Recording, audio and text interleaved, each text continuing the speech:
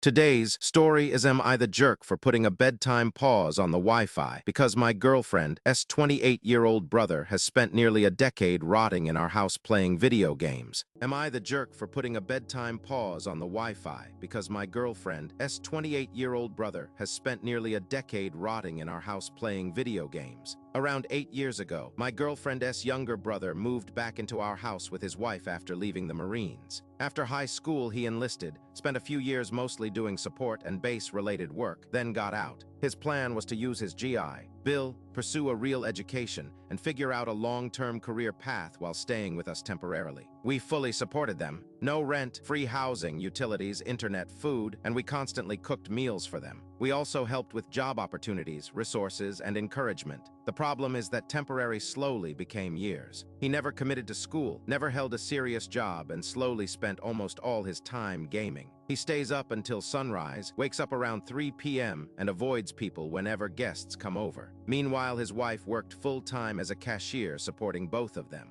Eventually, she cheated and left him, saying she no longer felt anything for someone who had lost all ambition and passion for life. Cheating is wrong, but I understood how resentment could build after years of carrying someone. After the divorce, he admitted he had wasted years of his life and promised he wanted to change. We supported him through that too. Then my girlfriend's parents moved back onto the property to emotionally support him as well. The house was originally bought by them years ago before being transferred into our names, so technically it's ours now, but there's still family attachment involved. Fast forward to now and nothing has changed. He's 28 and still spends nearly all day in his room gaming. I've brought this issue up to my girlfriend multiple times over the years. Almost every time she either gets angry at me for bringing it up or says he's working on a study program or figuring things out. But those plans never actually happen. Her parents have also admitted they retired of talking to him because nothing changes. At this point, I honestly feel like I am stuck in an echo chamber where everyone recognizes the problem, but nobody wants to confront it anymore. 2 weeks ago, I quietly set a Wi-Fi bedtime pause from 12 a.m. to 6 a.m. since me and my girlfriend pay basically all utilities, including internet. Honestly, I thought it would affect nobody except him because everyone else sleeps like normal adults. My girlfriend got upset because I did it without telling her. She said she couldn't sleep knowing there was tension in the house because of the Wi-Fi pause. She also explained that growing up, her grandparents controlled things in the house in ways that made her feel like she had no freedom, so the Wi-Fi situation brought back bad memories. I told her I understood that and agreed what her grandparents did was unfair. But I also told her she isn't a child anymore, and neither is her brother. This isn't parents punishing teenagers. This is a 28-year-old grown man spending nearly a decade avoiding adulthood while everyone around him financially cushions the consequences. I finally told her something that came from years of frustration. Somehow everyone can sleep peacefully while watching her brother waste his life isolated in a bedroom gaming all night, but pausing the internet for 6 hours suddenly becomes the unbearable problem. She thinks I am being cruel towards someone who may be depressed. I think everyone has spent years enabling self-destruction because nobody wants to be the bad guy. Am I the jerk? Update: Hey everyone, thank you for all the comments. I honestly never expected this post to blow up the way it did. I've even trying to read through as many comments as possible and really reflect on the situation instead of reacting emotionally. A lot of people had questions regarding the ownership of the house, and I do admit I wasn't very clear about certain details. Part of that was intentional because I wanted to maintain some anonymity for myself and the people involved in case the post gained too much attention, which it obviously did.